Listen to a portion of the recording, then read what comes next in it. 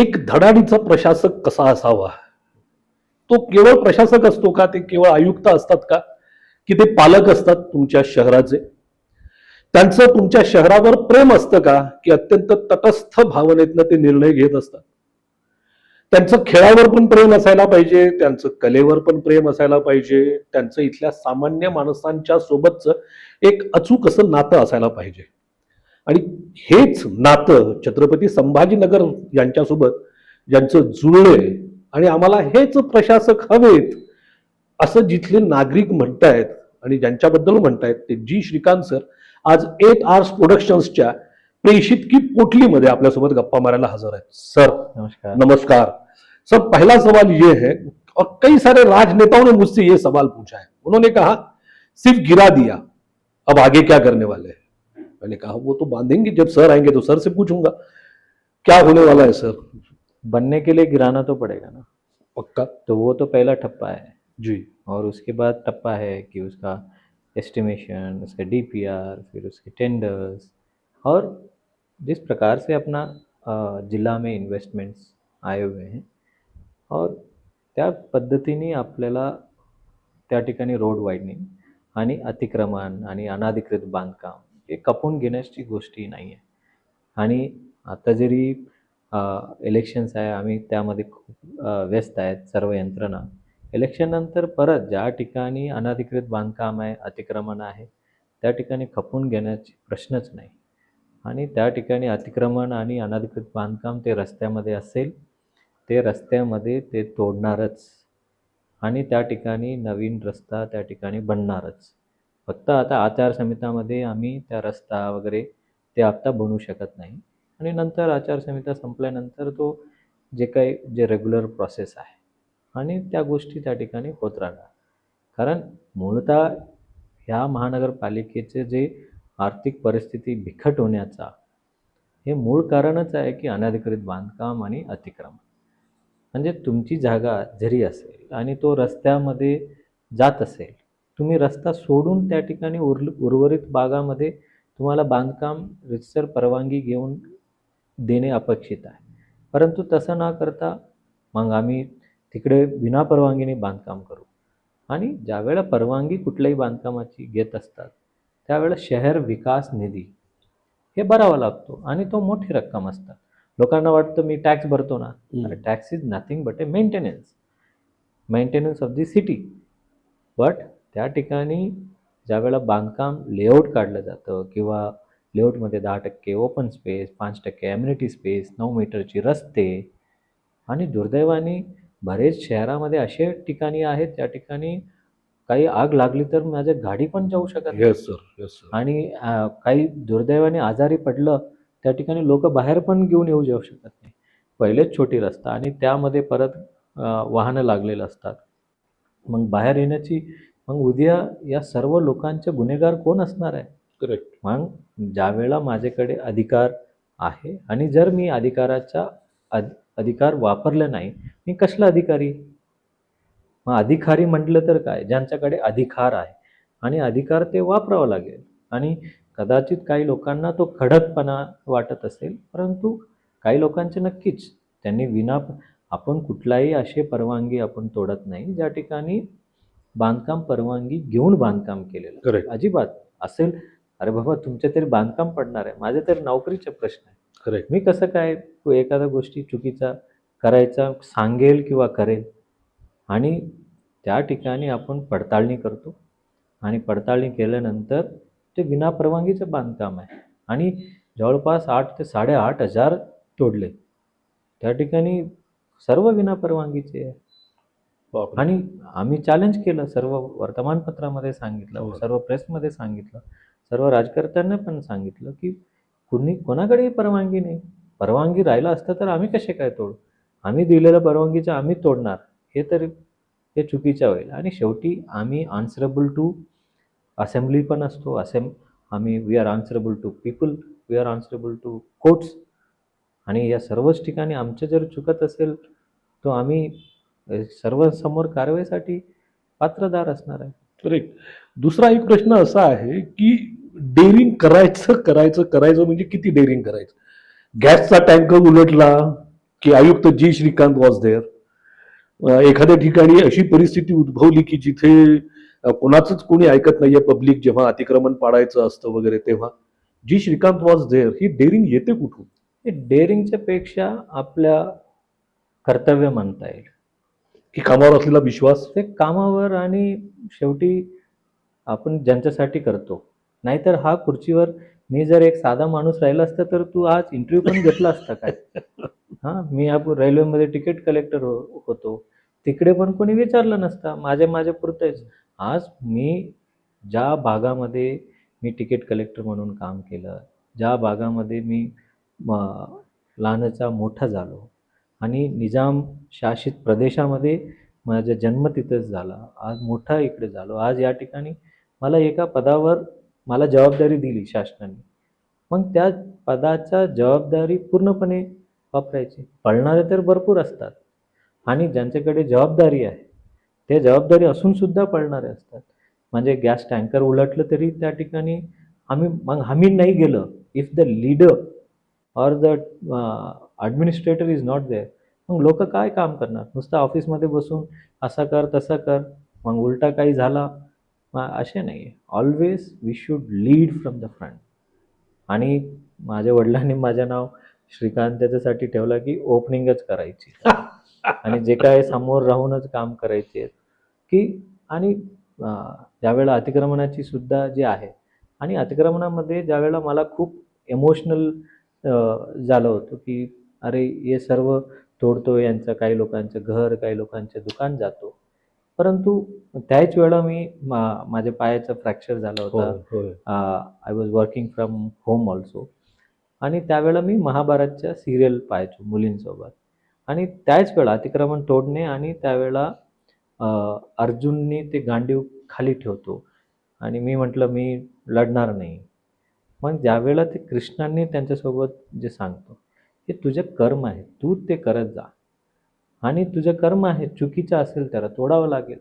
त्याला तुम्ही सर्व म्हणजे त्यामध्ये कोणीही असो, म्हणजे मोठे राजकीय नेते, अधिकारी, इंडस्ट्रियलिस्ट, भरपूर मोठे लोकांची, गरीब लोकांची, सर्वांची जे होतं आम्ही कोणालाही मुलाज केले नाही आणि सर्व लोकांना विश्वासात घेऊन हे केलं बाबा आम्ही कोणाला मुलाज करत नाही.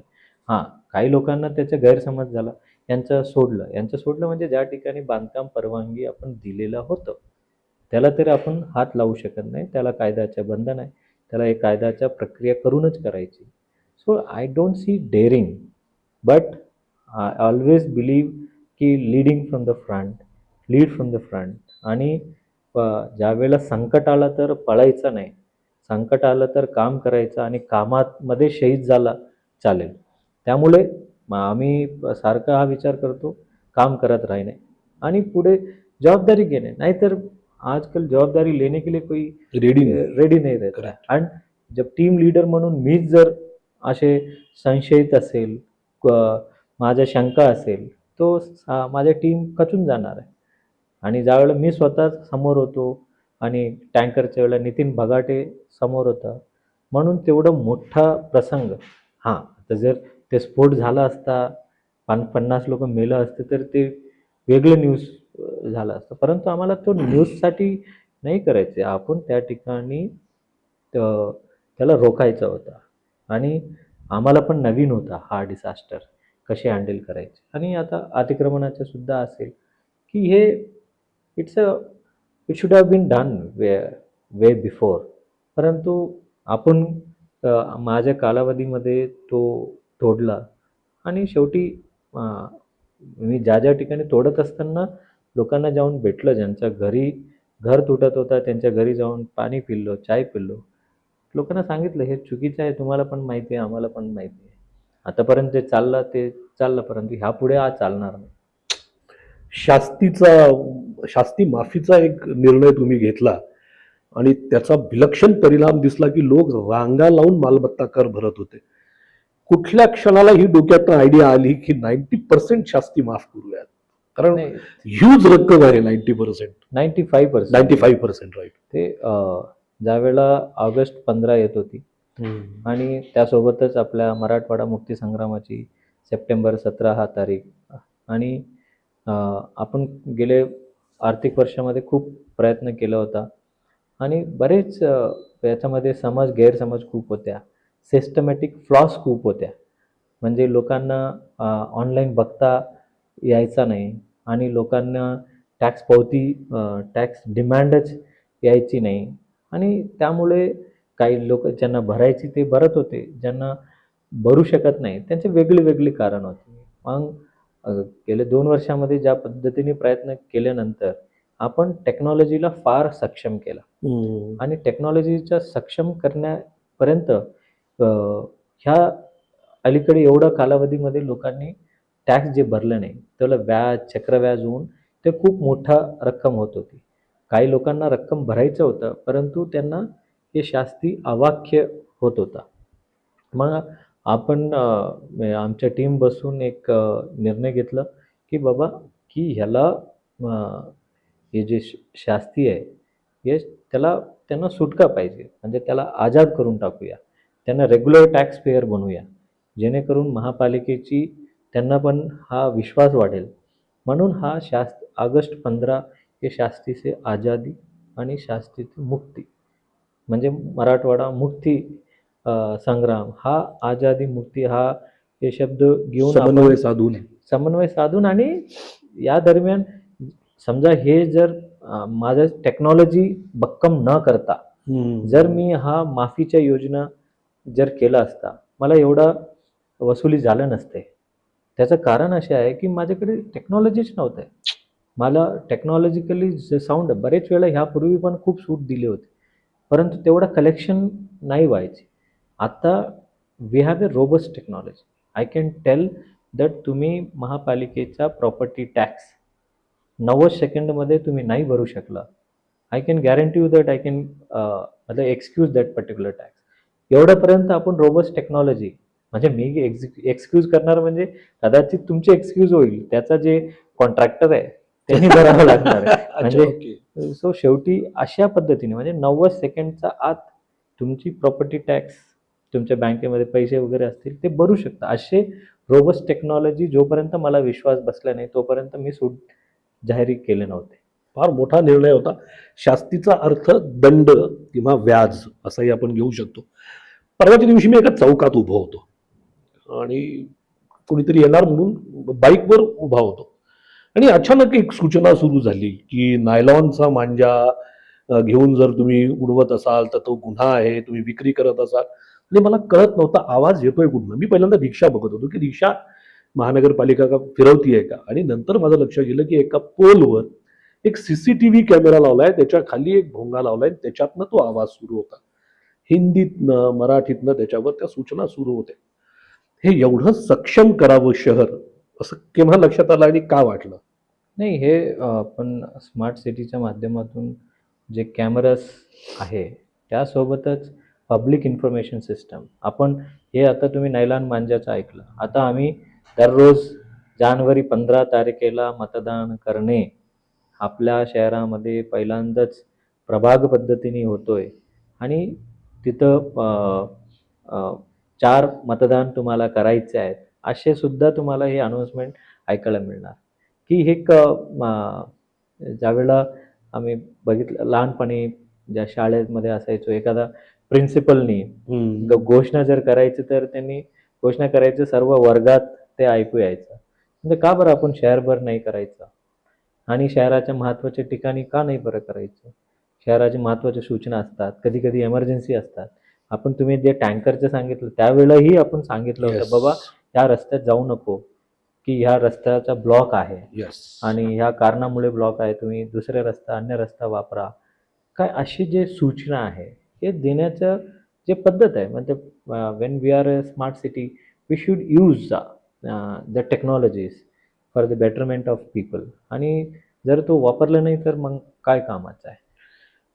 आपण महानगरपालिकेच्या इलेक्शन्सवर नक्की येणार आहोत, पण त्याच्या आधी टू अंडरस्टँड माय प्रशासक इन बेटर वे म्हणून मला काही प्रश्न तुम्हाला हे जाणीवपूर्वक वेगळे प्रश्न विचारतोय मी.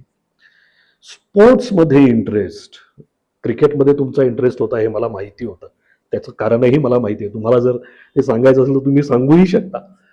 गोल्फमध्ये पण इतका इंटरेस्ट घ्यायला लागलात आणि गोल्फ अशा माणसांसोबत तुम्ही खेळायला लागलात की जी माणसं छत्रपती संभाजीनगरचं फ्युचर घडवू शकतात, मग ते जॅपनीज असो किंवा आणखीन कोणी असो, ह्या कुठून येतात आयडिया सर? क्या पडते हो और क्या खाते हो आप?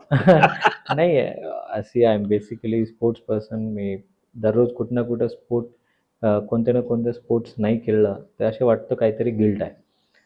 आणि क्रिकेट तर आम्ही खेळायचो, बॅडमिंटन, टेनिस, सर्व रॅकेट गेम खेळायचो. But when it came to when I got to know that की आपल्या शहरामध्ये एक MGMचा गोल्फ कोर्स आहे. आणि या शहरामध्ये एवढं इंडस्ट्रियलिस्ट येत आहेत आणि एस्पेशली ऑटोमोबाईल आपल्या कॅपिटल आहे आणि EV कॅपिटल आता हळूहळू आपल्या शहर त्या दिशेने जातो आहे. आणि आपल्या ह्या गोल्फ कोर्सचा अजून चांगलं करायचं. मग चांगलं करायचं म्हटलं पहिलाच गेम शिकला पाहिजे. गेम शिकलो. 1 वर्षभर शिकल्यानंतर आता आपण नॅशनल लेवल गोल्फ टुर्नामेंट्स आपण घ्यायला लागलो. They made me golf ambassador. The reason is that की या जिल्ह्यामध्ये जे मोठं रोजगार निर्मिती करणारे जे मोठी फॅक्टरीज आहे, आता टोयोटो, लुब्रिजॉल, JSW, हे जे सिनियर मॅनेजमेंट आहे, कुठले रिक्रिशन नसेल ते त्या ठिकाणी ते कदाचित नोकरी निमित्ताने एक येईल. त्यांच्याकडे रिक्रिशन असेल तो फॅमिली सर्वांना घेऊन येईल. करेक्ट. आणि एक जो सीनियर लेवल मॅनेजमेंट आणि फंक्शनरीसाठी हे गोल्फ एक खूप अट्रॅक्टिव्ह पॉईंट असतो. म्हणून MGM सोबत आपण कोलॅबरेट करून त्यांना एक गोल्फ कोर्स अधिक चांगल्या पद्धतीने केला आणि प्रत्येक गोल्फर्सने त्याला जिम्मेदारी दिली ब्युटिफाईंग करण्याची. आणि मग हा गेम म्हणजे कुणालाही आपला शहर, आपला जिल्हा कोणाच्या समोर कमी नाही. नाहीतर मुंबई, पुणे आणि नागपूरमध्ये सुद्धा एवढं प्रायव्हेट गोल्फ कोर्स नाही आहे. आपल्या शहरामध्ये आहेत आणि MGMच्या म्हणजे प्रायव्हेट जरी युनिव्हर्सिटी असेल, we have to support them. आणि त्या गोल्फ कोर्स त्या ठिकाणी आहे. आणि मी स्वतः खेळल्यानंतर मग नॅशनल लेवल गोल्फ टुर्नामेंट झाला. टोयोटाचे सिनियर ऑफिशियल्स आले की ज्यावेळेला या शहरामध्ये, या जिल्ह्यामध्ये काय काय आहे, जमीन, पाणी, लाईट, यासोबतच लोक रेक्रिएशनसाठी काय आहेत हे बघतात.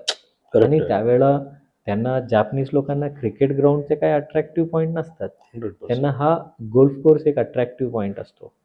आणि मग ज्यावेळेला कोणी आलं या ठिकाणची जी असोसिएशन्स आहे, मासिया, CMI, तो आवर्जून आम्ही त्यांना सांगतो की तुम्ही गोल्फ कोर्सला पण घेऊन या आणि त्यांना दाखवा. Then when they come and see, अरे वाव, मतलब आज परदेशामध्ये एक एक स्टेटमध्येच हजारो गोल्फ कोर्सेस आहे आणि एक एक शहरामध्ये तर त्यांच्याकडे 5-50 आहे. परंतु एवढ्या मोठ्या शहरामध्ये एक गोल्फ कोर्स असणे हे फार महत्त्वाचे आहे. आणि ज्यावेळेला तो जापनीज किंवा foreign senior level management functionaries येतात, त्यांना हा बघून खूप आनंद होतो. त्यांना अरे I can come and stay because त्यांच्या देशामध्ये ते खेळायलाच जागा मिळत नाही. करेक्ट. काल एका राजकीय पक्षाच्या नेत्यासोबत मी गप्पा मारत होतो अँड ही सेज की there is no night life in our city. So आता ह्या ज्या मोठ्या कंपनीज येतील, जसं यांना त्या गोल्फ याचं कोर्सचं आकर्षण आहे, तसं एक नाईट लाईफ पण आपल्या इथे असायला पाहिजे.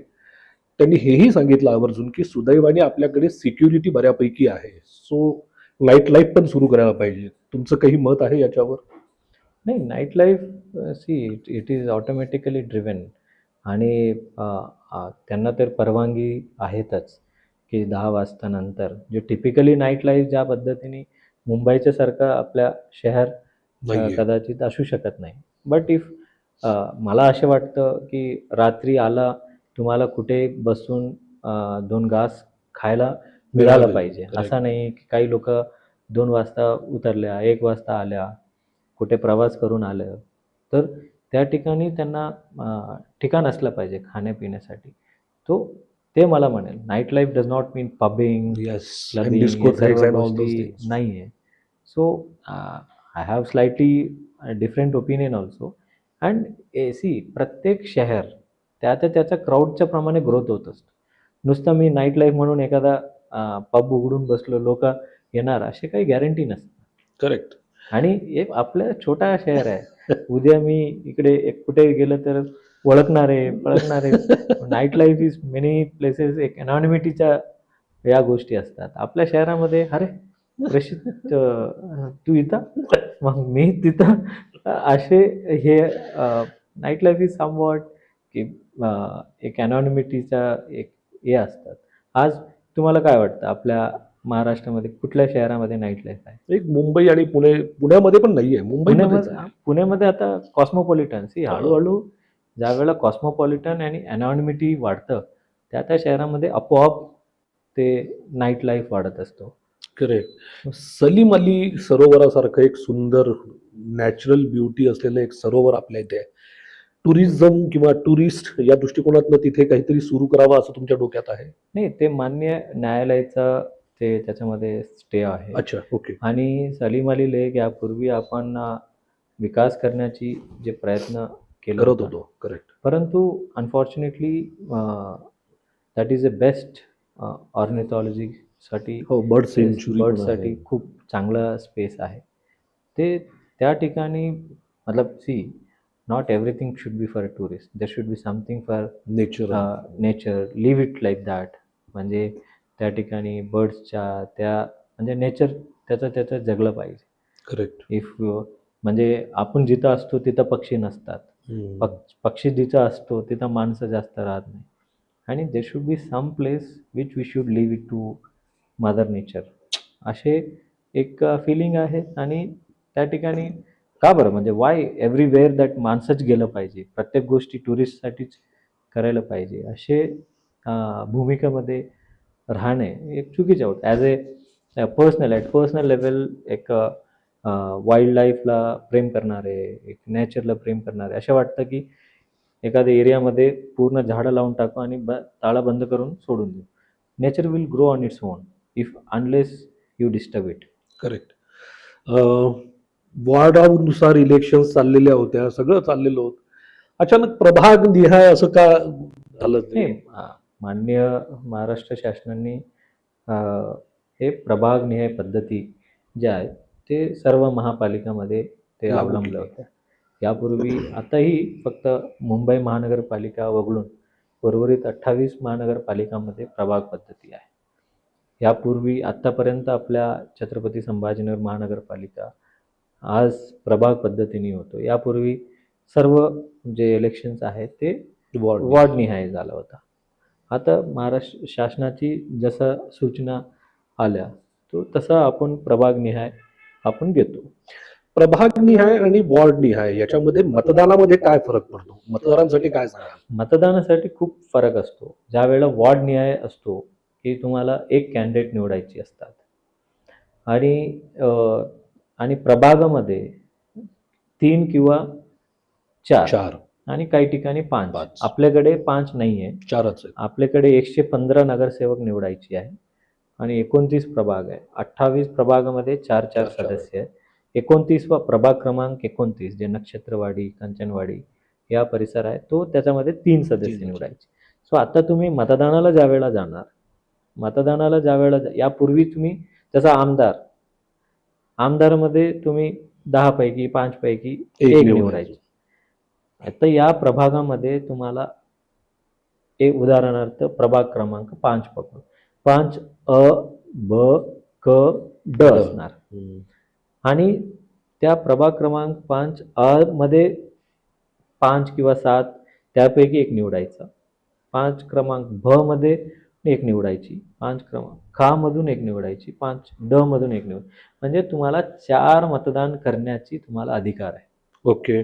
सो एका प्रभागातून तुझ्याकडे 4 नगरसेवक असणार. बरेच वेळा काय असतो की म्हणजे हे आम्ही ॲडमिनिस्ट्रेटिव्ह लेवलवर ज्यावेळेला हा विचार येतो की का बरं असे झाला की एक वॉर्ड म्हटल्यावर एकलच म्हणजे तो तुमचे ऐकलं नाही, मग दुसरे व्हॉट इज युअर अल्टरनेटिव्ह म्हणजे ॲडमिनिस्ट्रेशन वगैरे. आता या एक प्रभागामध्ये 4 सदस्यीय प्रभाग असणार आहे. 4 सदस्यीय प्रभागामध्ये की 4 सदस्य कदाचित तुझ्या 4 मतदारांपैकी कोणी तू निवडलेलं एखादं असू शकतात. म्हणजे तुम्हाला होतो कॉन्फिडन्स होतो की बाबा माझ्याकडे 4 लोक आहे, to solve my problem I can speak to 4 people. हा महत्वाचा फरक आहे आणि हा आपल्यालाही समजून घ्यायला पाहिजे की आतापर्यंत तुमचं काम प्रशासनापर्यंत पोहोचवण्यासाठी आणि ते काम करून घेण्यासाठी तुमच्याकडे एक नगरसेवक होता. आता तुम्ही 4 लोकांकडनं हे काम करून घेऊ शकता. प्रशासनाकडे जाण्यासाठी एका दरवाजाच्या ऐवजी आता 4 दरवाजे झालेले आहेत. इलेक्शनचं सगळं चांगलं चाललंय, पण मी जेव्हा कॉमन माणसांबद्दल कामून त्यांच्यासोबत गप्पा मारत असतो तेव्हा ते असं म्हणतात की कशासाठी इलेक्शन्स घ्यायचे, प्रशासक चांगलं काम करतायत. नो नो, ऐसा नहीं है. Elections are very important Yes. To upkeep the democracy and constitution. आज चांगलं काम जरी म्हटलं असेल, आज माझ्या 115 लोकांची वजा मी एकट्याच्या खांद्यावर आहे. उद्या 115 नगरसेवक आला तर हे सर्व लोकांसोबत मिळून काम करता येईल. त्यांचे गायडन्स आणि त्यांना जास्त प्रॉब्लेम त्यांना माहिती असतं. आणि म्हणजे आपल्या कॉन्स्टिट्यूशनमध्ये लोकल बॉडीजला पॉवरफुल ठेवण्याचा कॉर्पोरेटर असणे खूप गरजेचं असणार आहे. आणि त्यामुळे whatever everybody has their own opinion, I respect that. But मला इम्पॉर्टन्स आहे की मी या शहराचे जर नागरिक आहे, I want some people who is elected by me, not selected by someone. So elections are very important and corporators are very important. Correct आहे. लोकांचा दुसरा एक प्रश्न असा आहे की सर ज्या धडाडीने आता काम करतायत त्याच धडाडीने पुढे काम करू शकतील का, करू शकणार आहेत का, की यांचा काही दबाव असेल वगैरे It depends upon you na, Me. that whatever you elect, if those people are very positive enough or we are positive enough, that the work will happen. Somewhere the speed will curtail down because पहिला मीच प्रशासक म्हणजे आयुक्त, मीच महापौर, मीच standing committee chairman असल्यामुळे तो सर्व एकाच याच्यामध्ये साईन होऊन जायचं.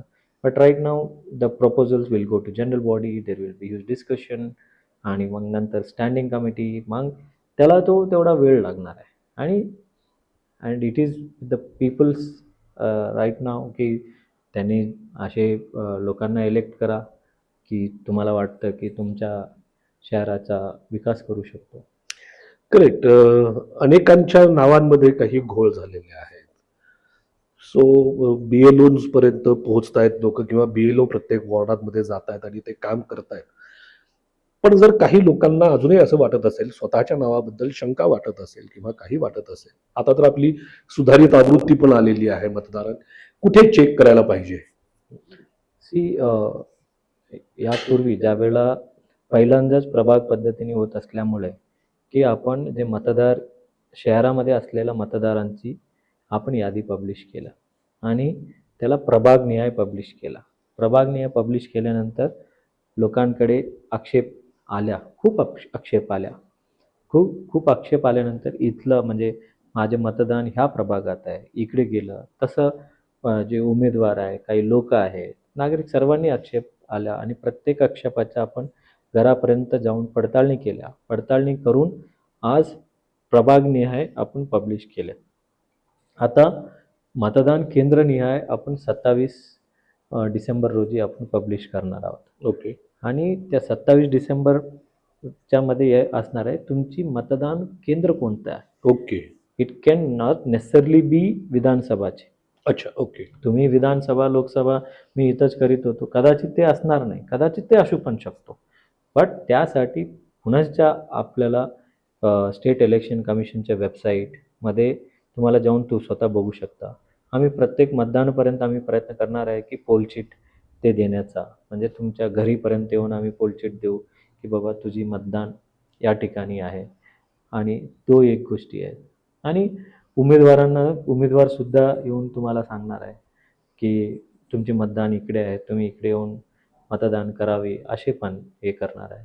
आणि आपण वेबसाईटमध्ये सुद्धा आपल्या टाकणार आहेत की तुम्ही तुमच्या मतदार यादीमध्ये तुमचं नाव शोधून तुमच्या मतदान केंद्र कोणती आहे ते शोधून तुम्हाला त्या ठिकाणी जाऊन मतदान करायला पाहिजे.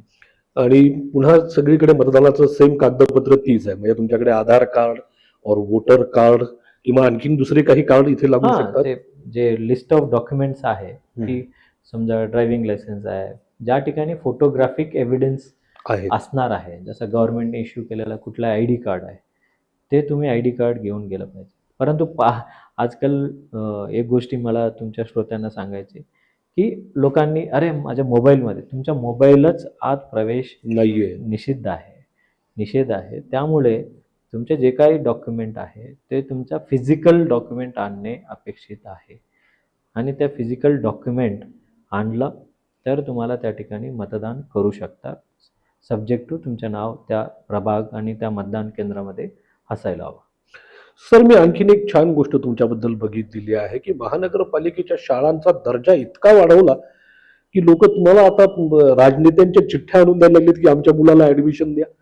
काय विजन होतं ह्या शाळेमध्ये? सीबीएसई पॅटर्न तुम्ही सुरू केला. नाही मी लहानपणी आमच्या गावामध्ये सरकारी शाळा चांगल्या नव्हत्या आणि त्यामुळे मी माझ्या आईबाबांना सोडून दुसऱ्या शहरामध्ये जाऊन मला शिकावं लागलं. आणि शिकताना वाटलं की बाबा कधी संदर्भ आला, योग आला, काही बदल करण्याची ते सरकारी शाळामध्ये. कारण सरकारी शाळामध्ये गोरगरीब अत्यंत अ, गरीब परिवारातून त्या ठिकाणी जाता येतं.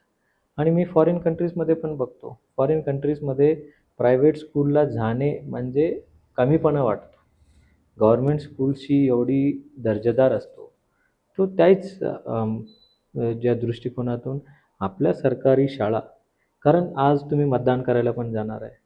तो मतदान कुठले सरकारी शाळामध्ये करणार.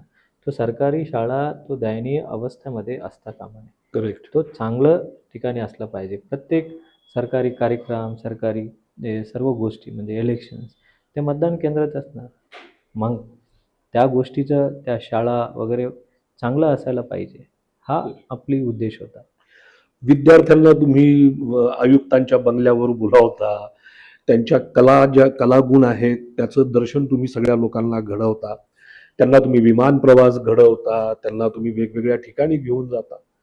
काय प्लॅन्स आहेत त्या विद्यार्थ्यांना घेऊन? नाही, बघा लहानपणी मी कधीच एक आय एस ऑफिसरला पाहिलं नव्हतं आणि पहिल्यांदाच माझ्या या मित्रांच्या एक्झामसाठी मी इथं विवेकानंद आर्ट्स सायन्स कॉलेजमध्ये आलो होतो. त्यावेळेला पहिल्यांदाच मी कलेक्टरांना पाहिला. म्हणजे ते गाडी पाहिली, त्यांचा रुतबा पाहिला.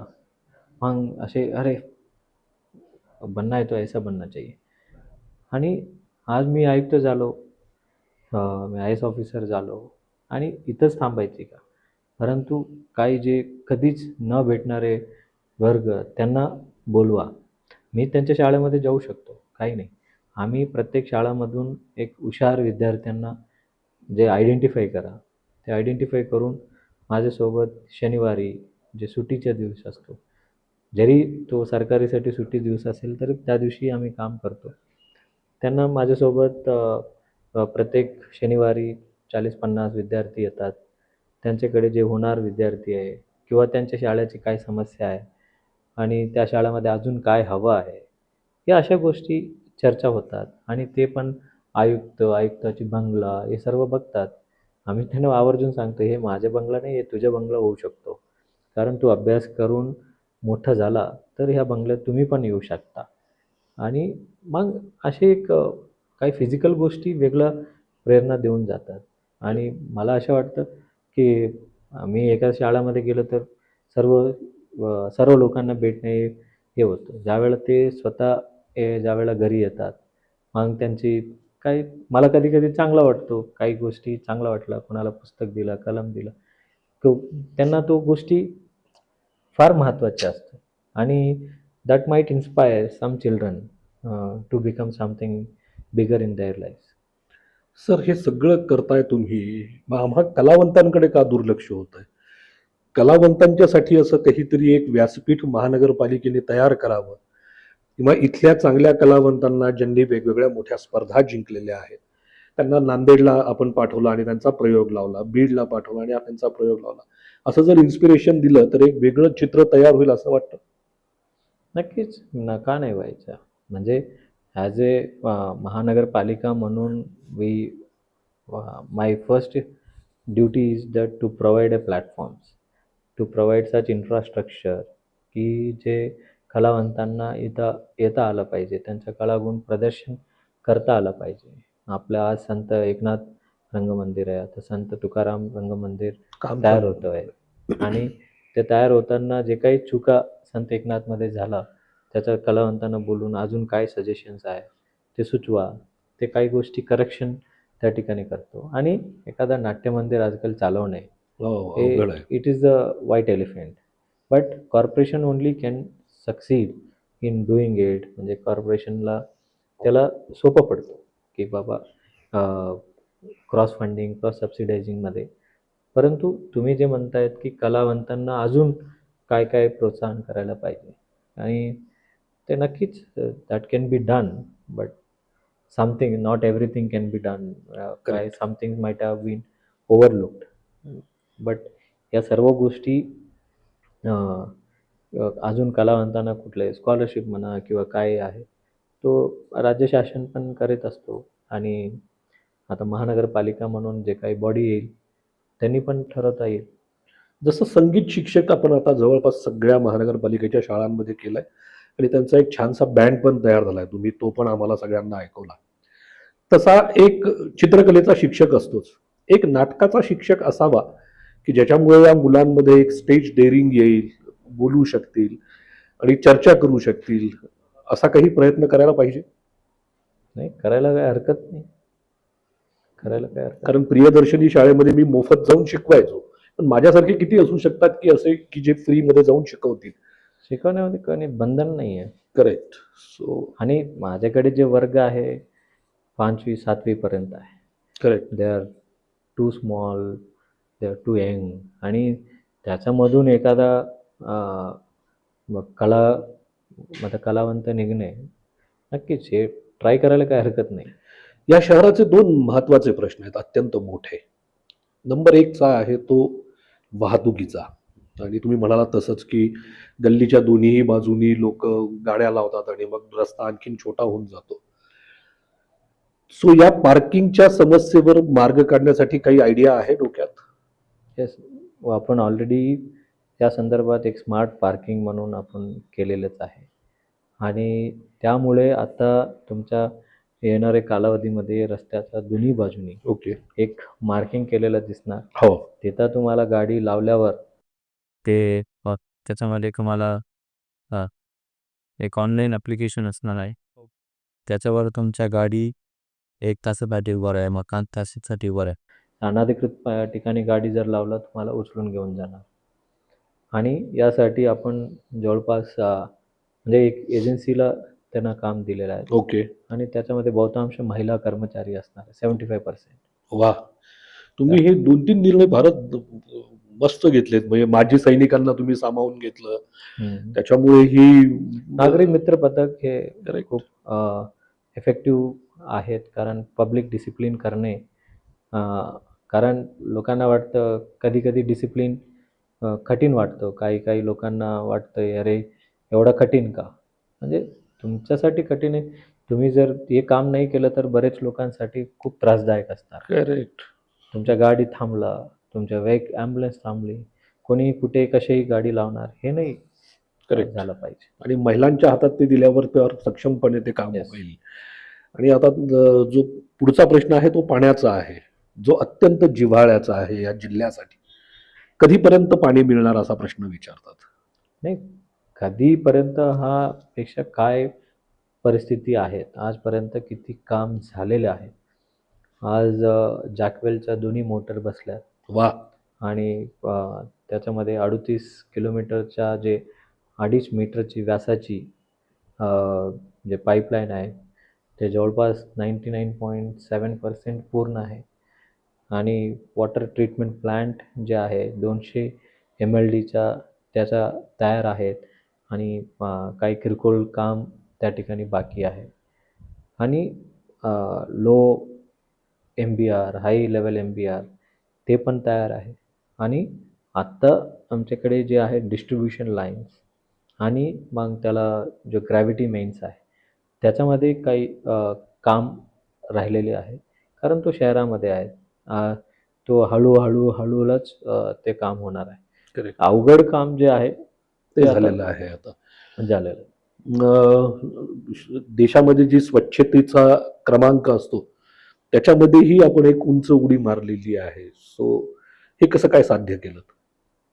नाही, त्याला इफेक्टिव्ह जो यूज ऑफ टेक्नॉलॉजी आहे आणि त्याच्यामध्ये स्वच्छ सर्वेक्षणमध्ये एक मार्किंग दिलं जातं आणि मार्किंगमध्ये तुम्हाला उणिवा पण सांगतं की कुठे कुठे ठिकाणी काम करायला लॅकिंग पाहिजे. आहे. आणि ज्या ज्या ठिकाणी म्हणजे बायोमायनिंग म्हणा, लेगसी वेस्ट रेमेडिएशन आहे आणि त्याच्यासोबतच आपल्या use of technology, public feedback आणि आज घंटागाडी तुमच्या घरापर्यंत आलं किंवा नाही आला ते तुमच्या हातामध्येच आहे. ॲपवर माझे करतं. स्वच्छते साथी ॲप आहे. तुम्ही बघा, जसं ओला, युबर आला की नाही, झोमॅटोच्या तुम्ही काही ऑर्डर केलं तर तुमच्यापर्यंत आला की नाही आला, तसेच घंटागाडी तुमच्यापर्यंत आला की नाही आला हे सुद्धा तुम्हाला कळून जातं. टॅक्स कलेक्शन आपल्या शहरात कमी आहे सर तुलनेत? टॅक्स कलेक्शन ऑब्व्हियसली थोडा कमी आहे आणि आत्ता गेल्या वर्षाच्या तुलनेत यावर्षी 100% वाढ झालेला आहे आणि अजून आम्ही कठोर व्हायला पाहिजे आणि टॅक्स डिमॅन्ड नेटवर्कमध्येच नसल्याची भरपूर प्रॉपर्टीज आहे. तो त्याला टेक्नॉलॉजीने शोध काढून प्रत्येक वर्षी आपण इम्प्रूव्ह करतो आणि डेडिकेटेड काम लावून करणे. आता त्यासाठी यंत्रणा लागतो, त्यासाठी खूप मॅनपॉवर लागतो. गेल्या 2 वर्षामध्ये खूप इफेक्टिव्हली आपण वाढ केलेलंच आहे आणि अजून वाढ करायची गरज आहे त्या ठिकाणी. गुंठेवारीचा जो महत्वाचा प्रश्न आहे आपल्या शहरातला तो कसा सोडवायचा प्रयत्न चाललाय सर? कारण शहरामध्ये डीपी प्लॅन खूप वर्षापासून ते नव्हता. रखडले होते. करेक्ट. त्यामुळे विकास काय थांबला नाही. विकास झाला परंतु अनधिकृत विकास झाला. त्याला शासनाने गुंठेवारी कायदामध्ये त्याला नियमानुकूल करण्याचं, कारण तोडत बसलं तर किती तोडायचं. हां, नक्कीच अशा ठिकाणी तोडलं पाहिजे ज्या ठिकाणी रस्ता आहे. परंतु ज्या ठिकाणी लेआउट काढून टाकला असता, परंतु वेळेवर आपले डी पी प्लॅन अपग्रेडेशन न झालं असल्यामुळे तो अनधिकृत विकास झाला. मग त्याला गुंठेवारीमध्ये रेग्युलरायझेशन करायचं आहे, जेणेकरून तुम्हाला त्या ठिकाणी सर्व पद्धतीच्या सुविधा देता येईल, बँक लोन मिळता येईल आणि वारंवार त्या ठिकाणी काही लोक त्यांना लोन घ्यायची त्याच लोक यायचं. आता आम्ही म्हणजे गुंठेवारी नाही केलं तर आम्ही तोडणार, हा केल्यानंतर भरपूर त्या फ्लो पण ते वाढलेले आहे. क्या बात. लायब्ररीज आणखीन वाढवायला पाहिजे. शहरात आहेत लायब्ररीज महानगरपालिकेच्या? लायब्ररीज आहे. आता अलीकडे लोकांची कळ जे आहे मोबाईल ह्या ठिकाणी झाल्यामुळे जे असलेल्या लायब्ररीमध्ये ते लोक कमी येत आहेत. Correct correct. तो libraries can be converted in to digital or something like that. आणि जे बेसिकली मला जे वाटतं स्टडी रूम्स जास्त करायला पाहिजे. अभ्यासिका. हां, कारण भरपूर शहराच्या बाहेरून लोक येत होय आहेत होय होय. आणि छोट्याशा रूममध्ये 4-5 मुलं राहतात. त्यांना एक कॉन्सन्ट्रेटेड अभ्यास करण्यासाठी स्टडी रूम्स ते खूप अपेक्षा असतो. येस. छत्रपती संभाजीनगरच्या जनतेला जर आव्हान करायचं असेल तर काय आव्हान करणार सर? बघा, मी एवढंच म्हणेल, आपलं शहर आहे, आपल्या शहरावर प्रेम करायला पाहिजे. जसं तुम्ही तुमचं घर स्वच्छ ठेवता तसेच तुमच्या घराच्या आसपास परिसरामध्ये सुद्धा तुम्ही जिथं काम करता त्या परिसरसुद्धा स्वच्छ ठेवणे गरजेचं आहे. कारण स्वच्छतेमुळे सर्व ओळख, एक वेगळं ओळख निर्माण होते. आणि तसेच आता आपल्या महानगरपालिकेचं निवडणूक आहे. जानेवारी 15 तारखेला मतदान होणार आहे. मी सर्व नागरिकांना आवाहन करतो की आपण आपल्या जे मतदान आहे त्या दिवशी प्रभाग पद्धतीने पहिल्यांदा होतोय, ते त्या प्रभाग पद्धतीमध्ये आपण आपले अमूल्य मतदान करावा असे मी नम्रपूर्वक विनंती करतो. एक चांगला अधिकारी हा नेहमीच चांगला पालक असतो आणि त्या पालकाच्याच भूमिकेतनं तो नागरिकांकडे बघत असतो आणि तसा प्रशासकीय अधिकारी आम्हाला लाभला हे आम्हाला आमचं भाग्य वाटतं. आणि ते इतक्या आपुलकीने अत्यंत व्यस्त असताना सुद्धा 8 आवर्स प्रोडक्शनच्या प्रेषित की पोटलीमध्ये गप्पा मारायला आलेत, त्याबद्दल आभार तर मानायलाच पाहिजे. आणि असे प्रशासक आम्हाला वारंवार लाभो अशी परमेश्वराकडे प्रार्थना पण करायला पाहिजे. Thank you very much. थँक्यू.